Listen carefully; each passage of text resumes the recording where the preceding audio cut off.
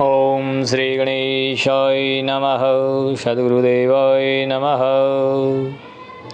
बाल रूपधारी भगवान विष्णु से महालक्ष्मी का संवाद।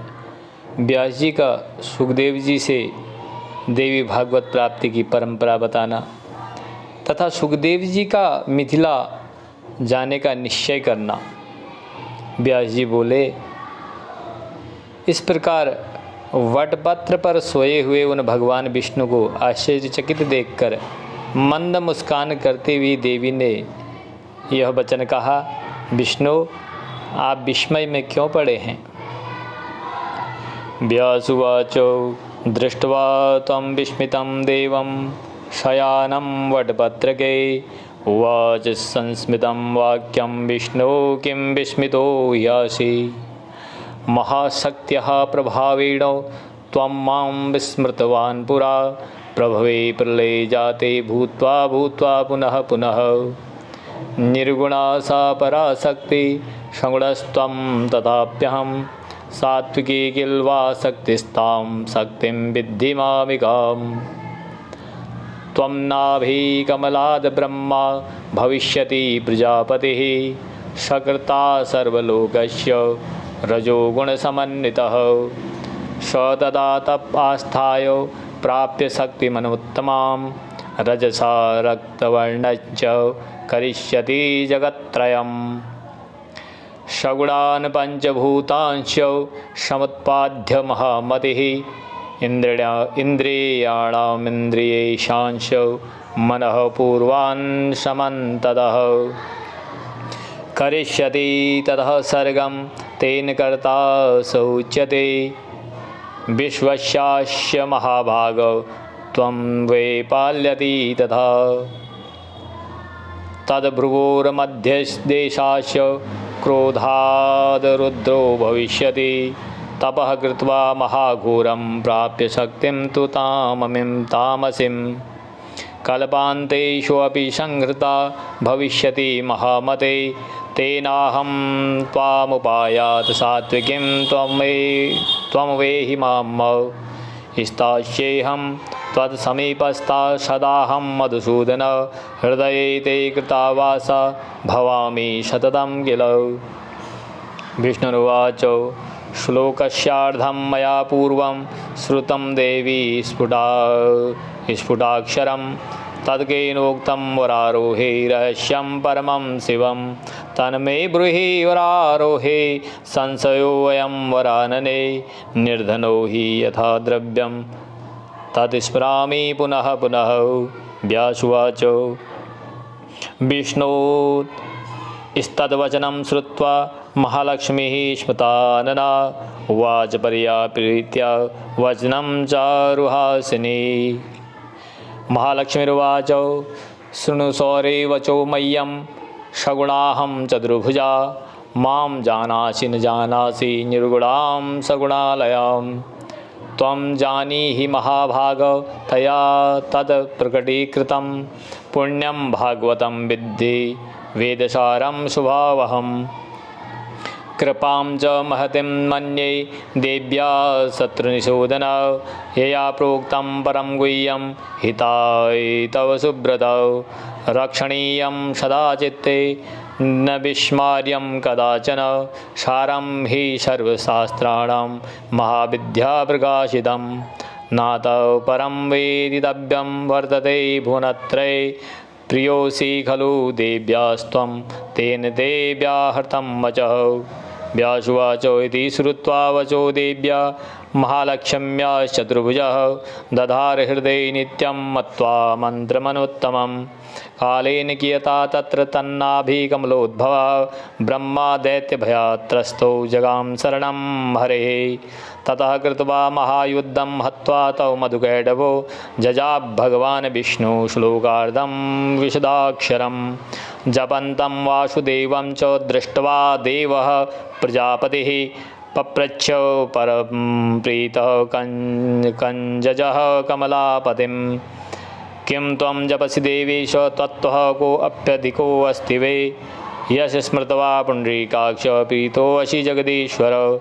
हरिर्वाच मयि त्वयि च या शक्ति क्रिया कारणलक्षणा विचारय महाभागया सा भगवती शिवा यस्याधारे जगत्सर्वं तिष्ठत्रयत्र महार्णवे साकाराया महाशक्तिर्मेया च सनातने या विसृजते विश्वं जगद्दे चराचरं सहसा प्रसन्ना वरदा नृणां भवति मुक्तये सा विद्या परमा मुक्तेर्हेतुर्भूता सनातने संसारबन्धहेतुश्च सैव सर्वेश्वरेश्वरी अहं तमखिलं विश्वं तस्याश्चिन्शक्तिसम्भवं विद्धि ब्रह्मन्न सन्देह प्रकृतभ्यः सर्वदा नघ श्लोकार्धेन तया प्रोक्तं तद्वै भागवतं किल विस्तरो भविता तस्य द्वापरादौ युगे तथा व्यासुवाच ब्रह्मणा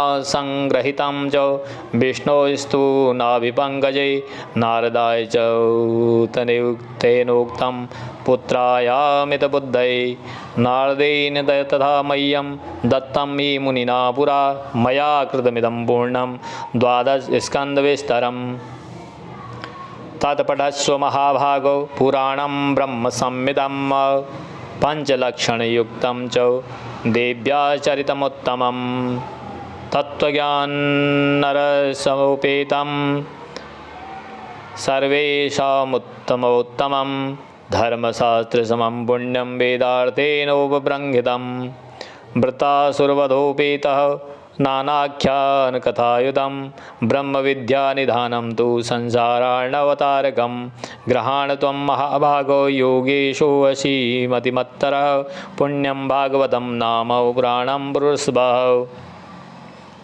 अष्टादशसहस्राणां श्लोकानां कुरु संग्रहम् अज्ञाननाशनं दिव्यं ज्ञानभास्करबोधकं सुखदं शान्तिदं धन्यं दीर्घायुष्यकरं शिवं शृणुतां पठतां चेदं पुत्रपौत्रविवर्धनम् शिष्योऽयं मम धर्मात्मा लोमहर्षणसम्भव पठिष्यति त्वया सार्धं पुराणीं संहितां शुभां सुतुवाचो इत्युक्तं तेन पुत्राय मह्यं च कथितं किल मया गृहीतं तत्सर्वं पुराणं चातिविस्तरं शुकोदित्यपुराणं तु स्थितो व्यासराश्रमे शुभे न लेभे सर्वधर्मात्मा ब्रह्मात्मजैवापरः एकान्तसेवी विकलः स शून्यैव लक्ष्यते नात्यन्तभोजनासक्तो नोपवासतरतस्थितः चिन्ताविष्टं सुखं दृष्ट्वा व्यासप्रासुतं प्रति किं पुत्र चिन्तयते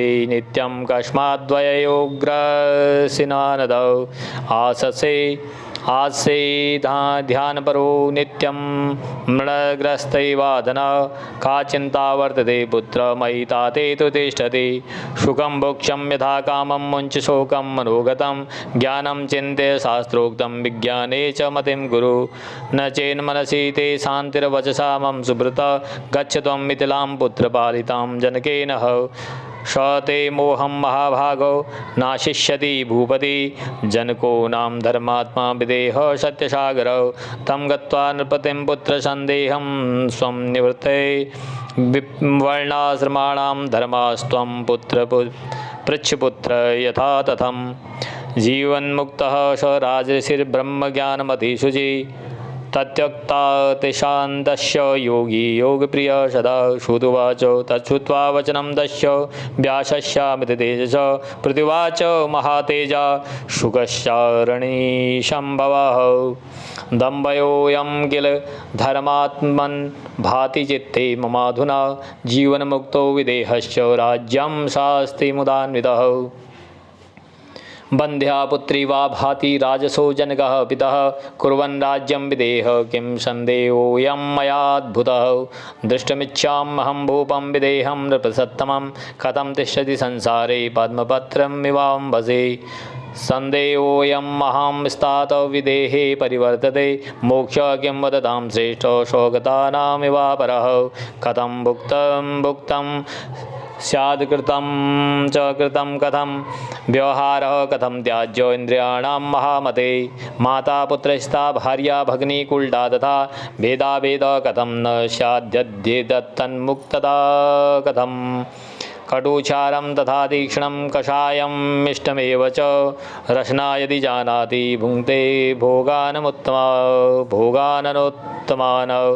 शीतोष्ण सुखदुःखादि परिज्ञानं यदा भवेत् मुक्तता कीदृशीदात सन्देहोऽयम् अद्भुतः शत्रुमित्र परिज्ञानं वैरं प्रीतिकरं सदा व्यवहारे परे तिष्ठन् कथं न कुरुते नृप चौरं वा तापसं वापि समानं मन्यते कथम् अस्मा यदि बुद्धि श्यानमुक्तता तर्हि कीदृशी दृष्टपूर्वो न मे कश्चित् जीवन मुक्तस्य भूपति संकेयं महती तात गृहे मुक्त कथं नृप दिद्रक्षा महती जाता श्रुत्वा तं भूपति तथा संदेह विनिवृत्त्यर्थं गच्छामि मिथिलाम्बतीं प्रति। जय जय श्रीमद्देवी भागवती महापुराणे अष्टादशसहस्रायां संहितायां प्रथम स्कंदे सुखं प्रति व्यासोपदेशवर्णनं षोडशो। यजमानस्य सकलकामना सिद्धेः सकलकामना सिद्धे। इस प्रकार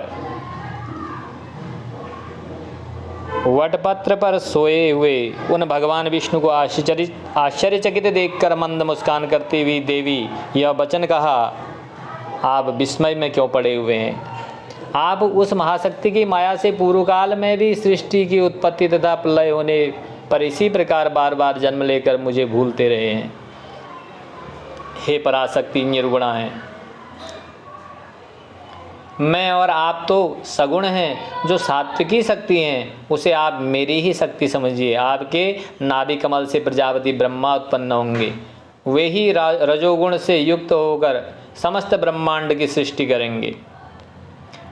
वे ब्रह्मा भी तपोबल का आश्रय लेकर श्रेष्ठ शक्ति प्राप्त करके रजोगुण के द्वारा त्रिभुवन को लाल वर्ण का कर देंगे। गुणों सहित पृथ्वी, जल, अग्नि, आकाश और वायु, इन पांचों महाभूतों की एवं मन के साथ इंद्रियों तथा उनके अधिष्ठात्र देवताओं की रचना करके वे बुद्धिमान ब्रह्मा जी जगत की सृष्टि करेंगे। इसी कारण वे कर्ता कहे जाएंगे और आप इस विश्व के पालक होंगे। उनके क्रोध करने पर उनकी भौहों के मध्य भाग से रुद्र उत्पन्न होंगे। हे महामते, वे ही रुद्र घोर तप करके तामसी शक्ति प्राप्त कर कल्पांत के समय सृष्टि के संहार करता होंगे। इसी कारण मैं आपके पास आई हूँ। आप मुझे वही सात्विकी शक्ति समझिए। हे मधुसूदन, मैं यहीं रहूँगी। मैं तो सर्वदा आपके ही पास रहती हूँ, आपके हृदय में निरंतर निवास करती हूँ। विष्णु बोले, हे देवी, हे वरारोहे, कुछ समय पूर्व मैंने स्पष्ट अक्षरों वाला जो आधा श्लोक सुना है वह परम कल्याणप्रद तथा रहस्यमय वाक्य किसने कहा था? हे वरारोहे, यह मुझे शीघ्र बताइए। हे सुमुखी, इस विषय में मुझे महती शंका है। जिस प्रकार निर्धन पुरुष धन की चिंता करता रहता है, उसी प्रकार मैं उसका बार बार स्मरण किया करता हूँ। व्यास जी बोले, विष्णु का यह वचन सुनकर मुस्कान युक्त मुखमंडलवासी महालक्ष्मी मधुर हास्य के साथ अत्यंत प्रेम से बोली। महालक्ष्मी बोली, हे सौरे, मेरी बात सुनिए। मैं सगुण रूपा चतुर्भुजा भगवती हूँ। आप मुझे जानते हो या न जानते हो, किंतु मैं सब गुणों का आलय होती हुई निर्गुणा भी हूँ। हे महाभाग, आप यह जान लें कि वह अर्ध श्लोक उसी पराशक्ति ने कहा था। आप उसे सब वेदों का तत्व स्वरूप कल्याणकारी तथा पुण्यप्रद श्रीमद् देवी भागवत समझिए। हे शत्रुमर्दन, हे सुब्रत, मैं भगवती की परम कृपा मानती हूँ, जिसने ऐसा गुप्त एवं परम रहस्यमय मंत्र आपके कल्याण के लिए कहा है। आप इसे सर्वदा चित्त में रखिए और कभी भी इसे विस्मृत न कीजिए। यह सब शास्त्रों का सार है तथा महाविद्या के द्वारा प्रकाशित किया गया है। इससे बढ़कर त्रिभुवन में कुछ भी ज्ञातव्य नहीं है। आप निश्चय ही देवी के परम प्रिय हैं, इसलिए उन्होंने यह मंत्र आपको बताया है। व्यास जी बोले, महादेवी लक्ष्मी के इस वचन को सुनकर चतुर्भुज भगवान विष्णु इसे सर्वश्रेष्ठ मंत्र समझकर सदा के लिए हृदय में धारण कर लिया। कुछ दिनों के बाद उनके नाभि कमल से उत्पन्न ब्रह्मा जी दैत्यों के भय से डर कर भगवान विष्णु की शरण में गए। तब वे भगवान विष्णु भयंकर युद्ध करके मधुकैटभ का वध कर उस विशद अक्षरों वाले श्लोकार्ध रूप मंत्र का जप करने लगे। भगवान वासुदेव को जप करते हुए देखकर प्रजापति ब्रह्मा जी ने प्रेम पूर्वक कमलापति से पूछा, हे देवेश, हे पुंडरीकाक्ष, हे जगदीश्वर, आप किसका जप कर रहे हैं? आपसे भी बढ़कर दूसरा कौन है?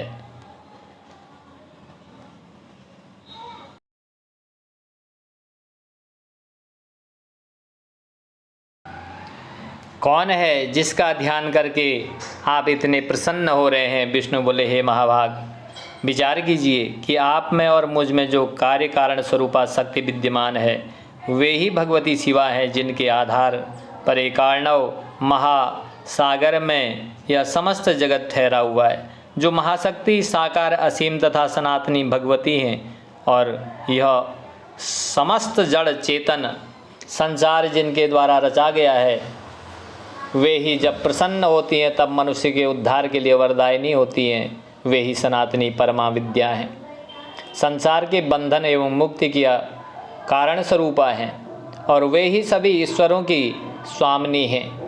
मैं, आप और समस्त संसार उन्हीं की चैतन्य शक्ति से उत्पन्न हुए। हे ब्रह्मन, हे निष्पाप, ऐसा आप सत्य जानिए, इसमें संदेह नहीं है। उन भगवती के आदेश लोग में उसमें ही जो कहा है वही वास्तविक श्रीमद् देवी भागवत है। द्वापर के आदि में पुनः उसका विस्तार होगा। व्यास जी बोले, इस प्रकार भगवान विष्णु के नाभि कमल पर विराजमान ब्रह्मा जी ने उस भागवत का संग्रह किया। तत्पश्चात उन्होंने अपने परम बुद्धिमान पुत्र नारद जी से कहा, पूर्व काल में वही भागवत देवर्षि नारद जी ने मुझे दिया और फिर मैंने उसे 12 स्कंदों में विस्तृत करके पूर्ण किया। हे महाभाग, वेद तुल्य 5 लक्षणों से युक्त तथा भगवती के उत्तम चरित्रों से ओतप्रोत इस श्रीमद् देवी भागवत पुराण को पढ़ो। तत्व ज्ञान के रस से परिपूर्ण वेदार्थ के द्वारा उपब्रंगित और धर्मशास्त्र के समान पुण्यप्रद यह भागवत सभी पुराणों में श्रेष्ठतम है। यह वृतासुर वध के कथानक से युक्त विविध आख्यानोपाख्यानों से समन्वित ब्रह्म विद्या का निधान एवं भवसागर से पार करने वाला है। अतः हे महाभाग, तुम उस भागवत को अवश्य पढ़ो। तुम अत्यंत बुद्धिमान और योग्य हो हे नरश्रेष्ठ। यह श्रीमद् देवी भागवत नामक पुराण पुण्यप्रद है। तुम इसके 18,000 श्लोकों को हृदयंगम कर लो। यह पुराण पाठ तथा श्रवण करने वाले के लिए अज्ञान का नाश करने वाला है, दिव्य ज्ञान रूपी सूर्य का बोध कराने वाला है, सुखप्रद शांतिदायक धन दीर्घ आयु प्रदान करने वाला है, कल्याणकारी है तथा पुत्र पौत्र की वृद्धि करने वाला है।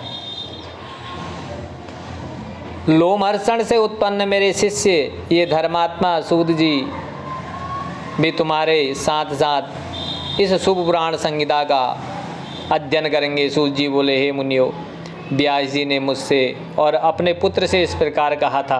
तब मैंने उस संपूर्ण विस्तृत पुराण संहिता को विधिवत पढ़ा था। उस समय भागवत पुराण का अध्ययन करके सुखदेव जी व्यास जी के पवित्र आश्रम में रहने लगे, परंतु दूसरे ब्रह्मा पुत्र नारद की भांति उन धर्मात्मा को वहाँ शांति न मिल सकी। एकांत में रहने वाले तथा व्याकुल चित्त से वे उदासीन की भांति दिखाई पड़ते थे। न वे अधिक भोजन करते और न उपवास पूर्वक ही रहते थे। इस प्रकार अपने पुत्र सुखदेव को चिंतित देखकर व्यास जी बोले, हे पुत्र, तुम क्या चिंता करते रहते हो? हे मानव, तुम किस लिए व्याकुल रहते हो?